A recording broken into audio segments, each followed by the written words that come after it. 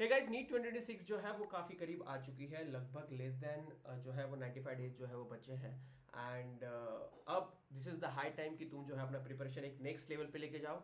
And अपना जो है वो बेस्ट लगा दो, ताकि आपका स्कोर जो है वो एक मिनिमम क्वालिफाइंग क्राइटेरिया जो है वो पार करे एंड आपका एडमिशन जो है वो गवर्नमेंट मेडिकल कॉलेज में जो है वो हो जाए। एंड दैट्स वाई मैं आप सबके लिए ला रहा हूँ ये 80 डेज स्ट्रेटजी। क्योंकि मुझे नहीं मालूम ये वीडियो जो है आप तक कहाँ कब तक पहुंचेगा। मतलब अगर 90 डेज बचे हैं तब बचेगा, या फिर 85 डेज बचे हैं तब पहुंचेगा, या फिर 80 डेज बचे हैं तब पहुंचेगा।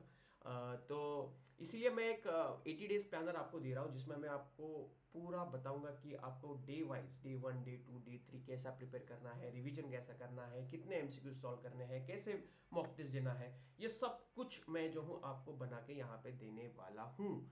ठीक है, तो भैया सबसे पहले तो लाइक कर देना इस वीडियो को, एंड कमेंट में एक जो है वो हार्ट डाल देना, या तुम कितने दिन बाकी है नीट में तब ये तुम ये वीडियो देख रहे हो, तो ये वहाँ पे जो है नीचे कमेंट में डाल देना। एंड अगर आप जल्दी भी देख रहे हो तो आप अभी से स्टार्ट कर सकते हो। लास्ट के 10 डेज में जो है आप मॉक टेस्ट वगैरह जो है वो सॉल्व कर सकते हो। अब मैं बेसिकली सिनेरियो क्या चल रहा होगा तुम्हारे दिमाग में ये मैं बताता हूँ। अभी मोस्ट ऑफ द बच्चों का अगर मैं बात करूँ, ठीक है, मोस्ट ऑफ द बच्चों का जो है वो मॉक टेस्ट चल रहे होंगे, एंड मॉक टेस्ट में उनके स्कोर जो है वो आ रहे होंगे अराउंड 400 to 500, या फिर आ रहे होंगे वही है 300 से 400 के बीच में। एंड फिर यहाँ पे बहुत ही डिप्रेसिंग इन्वायरमेंट जो है वो चल रहा होगा इन मार्क्स को लेके। उसमें से भी लगभग 280 290 मार्क्स जो है वो आ रहे होंगे बायो के। एंड बाकी फिर डिपेंड अपॉन जितना बचा है उसके हिसाब से 60 to 80 के रेंज है तुम्हारे फिजिक्स एंड केम के मार्क्स जो है वो आ रहे होंगे। तो अब ये थोड़ा सा तुम्हारे लिए अनसेटलिंग सा कंडीशन हो गया है कि अगर गलती से बायो का पेपर भी हार्ड आ गया तो यहाँ पे ये स्कोर जो है तुम्हारा काफ़ी कम हो जाएगा, एंड तुमको समझ में नहीं आएगा कि करना क्या है। अगर पेपर इजी आ गया तो ऐसे जैसे नीट 2024 का आया था, तो उसके हिसाब से तुम्हारा स्कोर जो है वो 650 तक पहुंचना चाहिए। एंड अगर नीट 2025 के जैसा हार्ड पेपर आ गया तो तुम्हारा स्कोर जो है लगभग 540 550 तक पहुंचना चाहिए। तो इन दोनों के बीच में पेपर आ गया तो आपका स्कोर जो है वो मिनिमम 550 to 600 के बीच में पहुंचना ही पहुंचना चाहिए। सो अब उसके लिए क्या किया जाए, तो इसके लिए, एंड अगर आप जो है कोई अपना पैटर्न फॉलो नहीं कर रहे, आप प्लान नहीं बना पा रहे, तो ये जो प्लान जो मैंने जैसे बोला वैसा आप फॉलो करोगे तो आपका जो है वो काफ़ी अच्छी तरीके से रिवीजन जो है वो हो जाएगा। तो प्लान की तरफ चलते हैं हम। तो सबसे पहले देखो यहाँ पे मैंने क्या किया है कि डे वाइज जो है तुम्हारे लिए ऐसा एक प्लानर बना दिया है। ठीक है, तो यहाँ पे तुमको अच्छे तरीके से दिख रहा होगा। तो यहाँ पे तुम देख सकते हो अब डे 1 to डे 5, ठीक है, 5 दिन का मैंने बना के दिया आपको। यहाँ पे आप जिस दिन स्टार्ट करोगे उस दिन से आप जो है उसकी तारीख ले लेना। जैसे आप 27 जनवरी से स्टार्ट कर रहे हो, 29 से कर रहे हो, 28 जनवरी से कर रहे हो, तो दैट इज योर डे 1।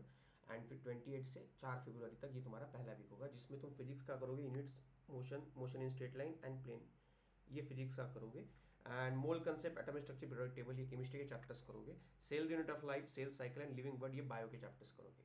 इनमें से तुमको फिजिक्स केमिस्ट्री के मिनिमम, ठीक है, 50 MCQs पर डे जो है वो सॉल्व करने इस टॉपिक के। ठीक है, एक पहले दिन तुमने यूनिट्स एंड डायमेंशन किया, उसके मिनिमम 50 क्वेश्चंस, क्वालिटी क्वेश्चंस जो है वो प्रैक्टिस होनी चाहिए। ठीक है, मतलब एक ही एमसीक्यू बार बार सॉल्व कर रहे हो तो उसको क्वालिटी नहीं कहते हम। 50 के 50 एमसीक्यू क्वालिटी होनी चाहिए, अलग अलग फॉर्मेट के होनी चाहिए। तो क्वेश्चन सिलेक्शन यहाँ पे भी मैटर करेगा अगर तुमको क्वालिटी प्रैक्टिस करनी है तो। ठीक है, तो minimum 50 per day of physics, 50 MCQ days of chemistry, and bio के 100 करेंगे तो भी चलेगा, या 50 50 करोगे। जैसे द लिविंग वर्ड इतना हाई वेटेज चैप्टर नहीं है तो इसके 50 50 करोगे तो चलेगा, लेकिन the cell unit of life high weightage chapter है तो इसके तुम 100 MCQs पर डे कर सकते हो। तुमको यहाँ पे MCQ सॉल्विंग पे भी ज़्यादा जोर देना है, क्योंकि जल्दी जल्दी से रिवीजन करना है। अगर आपको चैप्टर पढ़ा ही नहीं होगा तो थोड़ा बहुत उसका लेक्चर दे सकते हो, एंड उसके हिसाब से जो है तुमको प्रिपरेशन करना है। इसमें मैं चाहता हूँ कि तुम जो है वो मिनिमम 10 आवर्स पर डे जो है वो स्टडी करो। ठीक है, डेली कम से कम 10 आवर्स पर डे जो है वो स्टडी अगर तुम करोगे तो तुमको यहाँ पे नज़र में आ जाएगा कि उसमें से तुमको 4 आवर्स जो है वो तुम दोगे फिजिक्स को, एंड फिर तुम जो है वो 4 आवर्स दोगे केमिस्ट्री को, एंड फिर बाकी के जो 2 आवर्स है वो दोगे तुम बायो को डेली। या तुम इसमें 4-4-3 वाला भी फॉर्मूला यूज कर सकते हो। ठीक है, या 4-3-3 वाला भी इस्तेमाल कर सकते हो, या फिर 4-4-2 वाला मुझे लगता है सफिशियंट होता है। तो 4-4-2 वाला जो है फॉलो करना। 4 घंटा फिजिक्स, 4 घंटा केमिस्ट्री, एंड देन 2 घंटा बायो जो है उसमें MCQs प्लस रिवीजन जो है तुम्हारी एक चैप्टर की डेली होनी चाहिए। तो फिर ये होने के बाद तुम 6 से 10 डेज में ये सारे चैप्टर्स करोगे फिजिक्स केमिस्ट्री बायो के।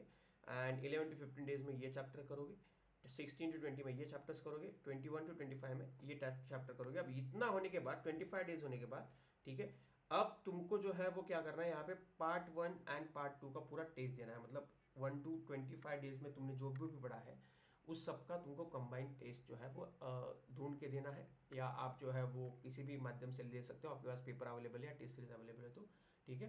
एंड आप जो है वो आराम से पेपर दे सकते हो। आजकल चैट जीपीटी भी चल रहा है, तो चैट जीपीटी को भी कहेगा आप पेपर जो है बनवा सकते हो एक नीट पैटर्न वाला।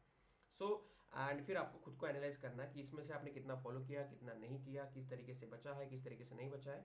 एंड ये अगर कुछ बचा होगा तो तुम जो है उसको अगले इस 25 to 30 डेज में या 25 to 28 डेज में एक बफर रख सकते हो, जिसमें इन सब से जो छूट गया है वो जो है तुम कवर कर सकते हो, ठीक है। तो ये वाला शेड्यूल जो है तुम यहाँ पे फॉलो कर सकते हो। देन 26 to 30 एंड देन 31, 45, 46, यहाँ तक मैंने सारे एक एक करके तुमको जो है पूरा शेड्यूल यहाँ पे बना के दिया है कि तुमको किस तरीके से प्रिपेयर जो है वो करना है, ठीक है। मिनिमम मैंने जितने एमसीक्यूज बोले हैं वो इतने एमसीक्यूज तुम्हारे होने चाहिए। किसी के 60 एमसीक्यूज पर डे ही बोला मैंने, तो वो भी तुम्हारा जो है वो होना चाहिए हाई वेटेज लो वेटेज के हिसाब से। देन यहाँ पे 51 to 65 डेज में तुम कंप्लीशन एंड फार्मूला मास्टरी यहाँ पे करोगे कंप्लीट तरीके से, कि किस तरीके से तुमको जो है वो बाकी फुल सिलेबस के formulas, full physics formulas, full chemistry formulas कैसे जो है वो रिवाइज करने हैं, खुद को एक प्रिपेयर करना है, ठीक है। तो फार्मूला शीट प्रिपरेशन यहाँ पे बनाना है तुमको, क्लास 11 डायग्राम शीट बनाना है। तो ये जो लास्ट के 3-4 दिन में जो काम आने वाला है तुमको हथियार, वो सारे तुमको आप 51 to 65 डेज के बीच में जो है वो बना के देने हैं।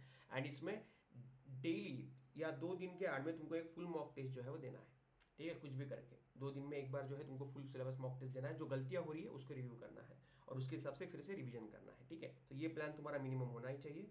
एंड देन यहाँ पे तुम देख सकते हो, यहाँ पे मैंने पीवाईक्यूज कैसे प्रैक्टिस करने हैं, लास्ट के जो तुम्हारे 66 to 80 डेज रहेंगे उसमें क्या प्रिपेयर करना है ये मैं बता रहा हूँ तुमको। तो उसमें तुम देख सकते हो, या लास्ट के जो 10 या 20 डेज होते हैं ना एग्जाम के, उसमें क्या करना चाहिए, तो डेली वहाँ पे फुल मॉक टेस्ट तुमको देना चाहिए 2 या 3 दिनों के बीच में, एनालिसिस एंड वहाँ पे एरर लॉक करना चाहिए।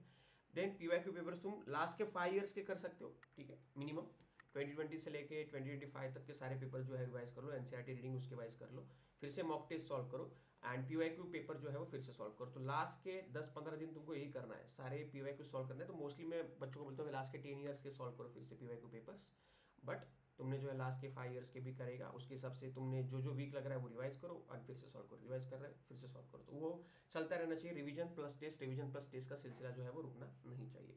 एंड वही है, अब एग्जाम के लास्ट 5 डेज में क्या करना है कैसे करना है इसके लिए मैं और एक वीडियो बनाऊंगा। अगर आपको ये पीडीएफ शीट काफ़ी डिटेल में चाहिए होगी, ये प्लान चाहिए होगा, तो मेरे टेलीग्राम चैनल पे अवेलेबल है। मेरा टेलीग्राम चैनल का नाम है डॉक्टर शुभम मुड़े, तो वहाँ पे जाके जो है वो तुम ये पीडीएफ शीट जो है वो ले सकते हो। एंड और भी कोई हेल्प चाहिए होगी तुमको बायो रिलेटेड, अगर मैं चाहती हूँ आपकी मैं एक मोस्ट एक्सपेक्टेड एमसीक्यू सीरीज जो है वो स्टार्ट करूँ, तो नीचे कमेंट में डाल देना, मैं जो है वो स्टार्ट करूँगा। वैसे मैं प्रिपरेशन कर ही रहा हूँ, तो उसमें जो है आपकी काफ़ी हेल्प जो है वो हो जाएगी। सो मिलते हैं अगली वीडियो में, तब तक के लिए बाय बाय, जय हिंद।